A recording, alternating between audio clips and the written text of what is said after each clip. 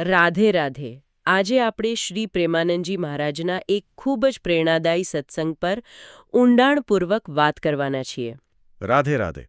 આપણી પાસે ગુજરાતીTV.com પર સેવક માધવ જસાપરા દ્વારા પ્રકાશિત એક લેખ છે અને એમાં ભક્તોના કેટલાક ખૂબ જ સીધા જીવનને સ્પર્શતા પ્રશ્નો છે. હા, અને આ પ્રશ્નોની ખાસિયત એ છે કે તે કોઈ શાસ્ત્રોના ગૂઢ સિદ્ધાંતો વિશે નથી, પણ આપણી રોજબરોજની જે મૂંઝવણો હોય છે ને એના વિશે છે. બરાબર. જેમ કે પૈસા, નોકરી, અહંકાર, દુઃખ, આ એવા વિષયો છે જેની સાથે આપણે બધા ક્યાંક ને ક્યાંક સંઘર્ષ કરીએ છીએ. એકદમ. એટલે જ આજની આપણી ચર્ચાનો હેતુ એ સમજવાનો છે કે મહારાજ શ્રીનું માર્ગદર્શન આજના સમયમાં કેટલું પ્રાસંગિક અને વ્યવહારુ છે. ચાલો તો શરૂ કરીએ. હા, તો પહેલો જ પ્રશ્ન એવો છે જે કદાચ દરેકના મનમાં ક્યારેક ને ક્યારેક આવ્યો જ હશે. પૈસા અને ભગવાનનો સંબંધ. ઓસ્ટ્રેલિયાથી વિક્કીનો આ પ્રશ્ન ખરેખર બહુ મહત્વનો છે. એ પૂછે છે કે શું અપાર ધનને ભગવત સેવામાં લગાવવાથી તરત જ ભગવાનની પ્રાપ્તિ થઈ શકે? અને આ એક સામાન્ય માન્યતા પણ છે, ખરું ને? કે ભાઈ મોટું દાન કરો એટલે સીધો મોક્ષનો માર્ગ ખુલી જાય. બરાબર. પણ મહારાજશ્રીનો જવાબ એકદમ સ્પષ્ટ અને કદાચ અપેક્ષાથી વિપરીત છે. ના. સીધું જ ના. તેઓ કહે છે કે પૈસાથી ભગવાનને ખરીદી શકાતા નથી. આ સાંભળીને તો ઘણા લોકોને આંચકો લાગી શકે. સાચી વાત છે, પણ અહીં જે રસપ્રદ વાત છે ને એ સમજવા જેવી છે. જુઓ, મહારાજશ્રી ધનની ભૂમિકાને સંપૂર્ણપણે નકારતા નથી. અચ્છા. એને એક યોગ્ય પરિપ્રેક્ષ્યમાં મૂકે છે. એ કહે છે કે ધન પોતે લક્ષ્ય નથી, પણ એક સાધન બની શકે છે. સાધન? કઈ રીતે? જ્યારે તમે તમારી મહેનતથી કમાયેલું ધન સંત સેવા, ગૌ સેવા કે પરોપકાર જેવા સત્કાર્યોમાં વાપરો છો, ત્યારે એનાથી તમારામાં એક ભગવત ભાવ જાગે છે. મનમાં એક શુદ્ધિનો ભાવ આવે. બરાબર. અને આ સત્કાર્યોથી પુણ્ય ભેગું થાય છે. અને મહારાજશ્રી કહે છે કે એ પુણ્યના પ્રતાપે તમારા જીવનમાં કોઈ સાચા સંતનો સંગ થાય છે. અને એ સંત સંગ જ પછી નિર્ણાયક બને છે. એકદમ. એ સંતોના સંગથી, એમના માર્ગદર્શનથી ભગવાનના નામમાં પ્રીતિ જાગે છે. અને આ નામ જ છે જે અંતે ભગવાન સુધી પહોંચાડે છે. એટલે ધન એ ગાડી નથી, પણ ગાડી સુધી પહોંચાડનારી એક રિક્ષા જેવું છે. વાહ! શું સરસ ઉદાહરણ આપ્યું. બસ આ જ વાત છે. ધન એ પરોક્ષ રીતે સાચા માર્ગ પર લાવનારું એક નિમિત્ત બને છે. ખૂબ સરસ. આનાથી જ જોડાયેલો એક બીજો બહુ વ્યવહારિક પ્રશ્ન છે. મુંબઈના એક ન્યાયાધીશ દિલીપ કુમાર સિંઘ પોતાની મૂંઝવણ રજૂ કરે છે. એ પૂછે છે કે જ્યારે પુરાવાના આધારે કોઈ નિર્દોષ વ્યક્તિને સજા આપવી પડે તો શું એમને પાપ લાગે? ઓહો, આ તો ખરેખર ગંભીર નૈતિક દ્વંદ્વ છે. ઘણા વ્યવસાયોમાં લોકોને આવા નિર્ણયો લેવા પડતા હોય છે. તો મહારાજશ્રી આનું શું સમાધાન આપે છે? શું એ એમ કહે છે કે નોકરી છોડી દો? ના, બિલકુલ નહીં. તેઓ ખૂબ જ વ્યવહારુ સમાધાન આપે છે, જે ગીતાના નિષ્કામ કર્મના સિદ્ધાંત પર આધારિત છે. અચ્છા. એમનું કહેવું એમ છે કે જુઓ, તમારે કોઈ પણ લાલચ કે ડર રાખ્યા વગર કાયદા મુજબ પોતાનું કર્તવ્ય નિભાવવાનું. ફક્ત કર્તવ્ય પર ધ્યાન આપવાનું? હા. અને એ સમયે મનમાં ભગવાનને પ્રાર્થના કરવાની કે હે પ્રભુ, હું તો મારું કર્તવ્ય કરી રહ્યો છું, અને એ કર્મને ભગવાનને અર્પણ કરી દેવાનું. કૃષ્ણાર્પણમસ્તુ. બરાબર. પણ આ કેવું સહેલું છે ખરું ને? મન પર એક બોજ તો રહી જ જાય. હા, ચોક્કસ. એટલે જ મહારાજશ્રી એક ઊંડો સંકેત આપે છે. એ કહે છે કે કદાચ એવું બની શકે કે તે વ્યક્તિ આ કેસમાં નિર્દોષ હોય, પણ એ પોતાના કોઈ પૂર્વજન્મના પાપનું ફળ ભોગવી રહ્યો હોય. ઓહ, એટલે કે કર્મનો સિદ્ધાંત બહુ ગહન છે. ખૂબ જ. એટલે જો ન્યાયાધીશ નિષ્ઠાપૂર્વક પોતાનું કર્તવ્ય નિભાવે છે તો એમને પાપ નથી લાગતું, કારણ કે એમણે પોતાનું કર્મ ઈશ્વરને સમર્પિત કરી દીધું. એટલે કે ઉકેલ બાહ્ય ક્રિયામાં નથી, પણ આંતરિક ભાવમાં છે. વાહ! આ આંતરિક ભાવની વાત આપણને રજત લિંબાજીના પ્રશ્ન પર લઈ જાય છે, જે સીધો હું અને મારુંના સંઘર્ષ વિશે છે. હા, આ તો આધ્યાત્મિકતાનો મૂળભૂત પ્રશ્ન છે. અહમતા અને મમતામાંથી કેવી રીતે છૂટવું? અને આનો જવાબ શું છે? મહારાજશ્રીના મતે આનો એક માત્ર ઉપાય છે ગુરુકૃપા. ગુરુકૃપા. હા. તેઓ સ્પષ્ટ કહે છે કે અહંકારનો નાશ કોઈ પુસ્તક વાંચીને કે તર્ક કરીને નથી થતો. એ માત્ર ગુરુની કૃપાથી જ શક્ય છે. પણ આ ગુરુ કૃપા કામ કેવી રીતે કરે છે? એની પ્રક્રિયા શું છે? જુઓ, જ્યારે ગુરુ મંત્ર આપે છે ત્યારે એક અદ્ભુત પરિવર્તન શરૂ થાય છે. આપણી જે મમતા છે, એટલે કે મારું હોવાનો જે ભાવ છે, મારું ઘર, મારા પૈસા, મારો પરિવાર. બરાબર, એ બધું ત્યાંથી હટીને આપણા ઈષ્ટદેવમાં જોડાઈ જાય છે. મારા ઠાકુરજી, મારા ગુરુદેવ એવો ભાવ જાગે છે. એટલે આસક્તિનો વિષય જ બદલાઈ જાય છે. એકદમ. અને પછી સતત નામ જપ અને ગુરુની આજ્ઞાનું પાલન કરવાથી ધીરે ધીરે દેહભાવ નષ્ટ થાય છે. એટલે કે હું શરીર છું એ ભ્રમ તૂટે છે. અને જેવો એ ભ્રમ તૂટે એટલે હું અને મારું પણ આપોઆપ ઓગળી જાય છે. કારણ કે તેમનું મૂળ જ શરીર હતું. આ તો આખી વાતને એક અલગ જ સ્તર પર લઈ જાય છે. આના પરથી જ આરાધિકા દેવીદાસીનો પ્રશ્ન છે કે જીવ, ગુરુ અને ભગવાન આ તત્વમાં શું ભેદ છે? અને શું જીવ ક્યારેય ગુરુ સ્વરૂપ બની શકે? અને અહીં મહારાષ્ટ્રી અદ્વૈતના સિદ્ધાંતને ખૂબ જ સરળ શબ્દોમાં સમજાવે છે. એ કહે છે કે મૂળભૂત રીતે કોઈ ભેદ જ છે નહીં. કોઈ ભેદ નથી. ના, આત્મા તો પરમાત્માનું જ સ્વરૂપ છે. પણ દેહના અભિમાનને કારણે, પેલી ખોટી માન્યતાને કારણે એ પોતાને જીવ માની બેસે છે.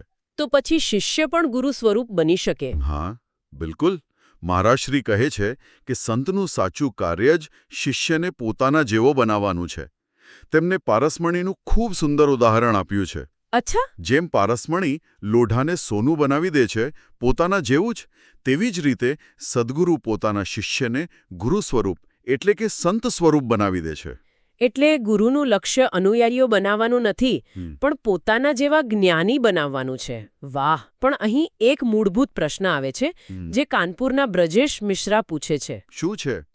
કે જો આત્મા મૂળભૂત રીતે શુદ્ધ છે તો એમાં અજ્ઞાન આવ્યું ક્યાંથી? હા, આ પ્રશ્ન વર્ષોથી ફિલોસોફીનો કેન્દ્ર રહ્યો છે. અને મહારાજશ્રીનો જવાબ એક મોટા ભ્રમનો પર્દાફાશ કરે છે. શું કહે છે તેઓ? તેઓ કહે છે કે અજ્ઞાન આત્મામાં આવ્યું જ નથી. આવ્યું જ નથી? ના, એ માત્ર માયાનો એક ભ્રમ છે. બિલકુલ એક સ્વપ્નની જેમ. જેમ સ્વપ્નમાં આપણે સુખ દુઃખ અનુભવીએ છીએ, પણ જાગ્યા પછી ખબર પડે કે એ કંઈ જ નહોતું, બસ એક ભ્રમ હતો. એક મિનિટ. જો અજ્ઞાન આવ્યું જ નથી અને માત્ર ભ્રમ છે, તો પછી આ સાધના, ભજન, જપ આ બધું શું કરે છે? એનો હેતુ શું? આ જ સૌથી મહત્વનો મુદ્દો છે. મહારાજશ્રી સ્પષ્ટ કરે છે કે સાધના આત્મામાં કંઈ નવું ઉમેરતી નથી. ઉમેરતી નથી? ના, આત્મા તો પહેલેથી જ પૂર્ણ અને શુદ્ધ છે. સાધનાનું કામ માત્ર આ ભૂલ કે ભ્રમને દૂર કરવાનું છે. ઓહ, જેમ અરીસા પરની ધૂળ સાફ કરવી. બરાબર, એકદમ સાચું ઉદાહરણ. આપણે અરીસાને બદલતા નથી, માત્ર ધૂળ સાફ કરીએ છીએ. સાધના એ ધૂળ સાફ કરવાની પ્રક્રિયા છે.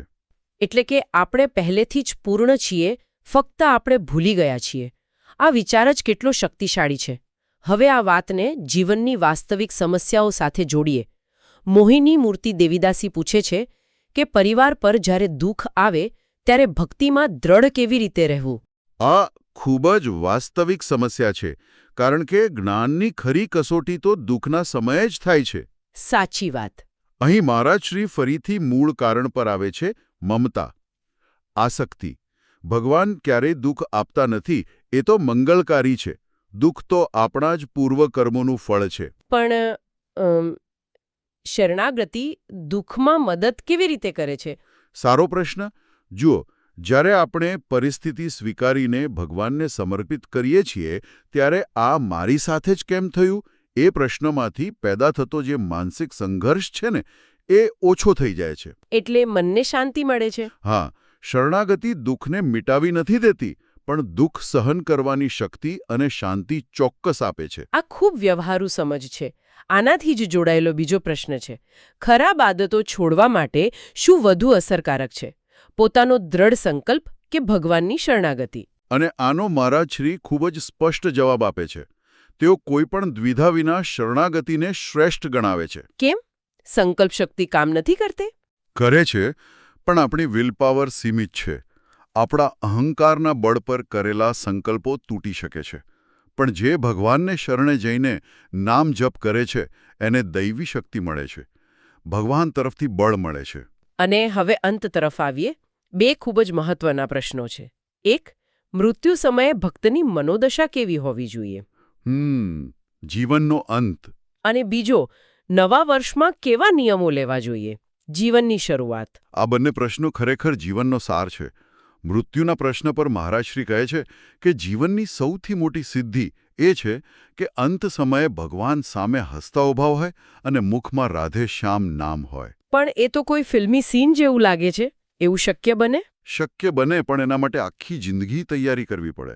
આખી જિંદગી નામ જપનો અભ્યાસ કરવો પડે, જેથી અંતિમ શ્વાસ સમય પણ નામ જીભ પર જ રહે. અને નવા વર્ષના સંકલ્પો વિશે શું? એમનો દૃષ્ટિકોણ તો એકદમ ક્રાંતિકારી છે. એ કહે છે કે પાર્ટીઓ કરવી, દારૂ માંસનું સેવન કરવું એ સાચું હેપી ન્યૂ યર નથી. તો સાચી ઉજવણી શું છે?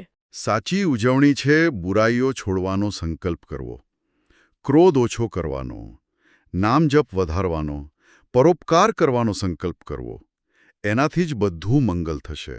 અને આ બધા ઉપદેશને વધુ શક્તિશાળી બનાવે છે મહારાજશ્રીનો પોતાનો અંગત અનુભવ, ખરું ને? ચોક્કસ.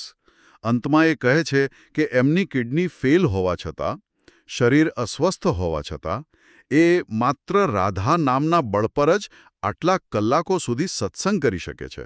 આ વાત એમના દરેક શબ્દને એક અલગ જ વજન અને પ્રમાણિકતા આપે છે. બિલકુલ. જ્યારે જ્ઞાન અનુભવમાંથી આવે છે ત્યારે તેની અસર અનેક ગણી વધી જાય છે. આખી ચર્ચાનો સાર એ જ છે કે આધ્યાત્મિકતા કંઈક મેળવવા વિશે નથી, પણ જે ભ્રમ છે તેને દૂર કરવા વિશે છે. એકદમ. અને આ બધી ચર્ચા પછી સાંભળનારાઓ માટે એક અંતિમ વિચાર મૂકી શકાય. મહારાજશ્રી વારંવાર ભાર મૂકે છે કે આપણી સમસ્યાઓનું મૂળ કોઈ ભ્રમને સત્ય માની લેવામાં છે. તો વિચારવા જેવો પ્રશ્ન એ છે કે આપણા જીવનમાં એવી કઈ માન્યતાઓ છે જેને આપણે સત્ય માની બેઠા છીએ, જે કદાચ માત્ર એક ભ્રમ હોય, અને જેને દૂર કરવાથી આપણું વાસ્તવિક સુખી સ્વરૂપ પ્રગટ થઈ શકે. રાધે રાધે. જો આપને આ ઊંડાણપૂર્વકની ચર્ચા ગમી હોય તો gujaratiTV.com ને લાઇક કરો, આ વિડિયોને મિત્રો સાથે શેર કરો અને ચેનલને સબસ્ક્રાઇબ કરવાનું ભૂલશો નહીં. આપના અભિપ્રાય અને પ્રશ્નો અમને કોમેન્ટ બોક્સમાં જરૂર જણાવો. ફરી મળીશું. રાધે રાધે.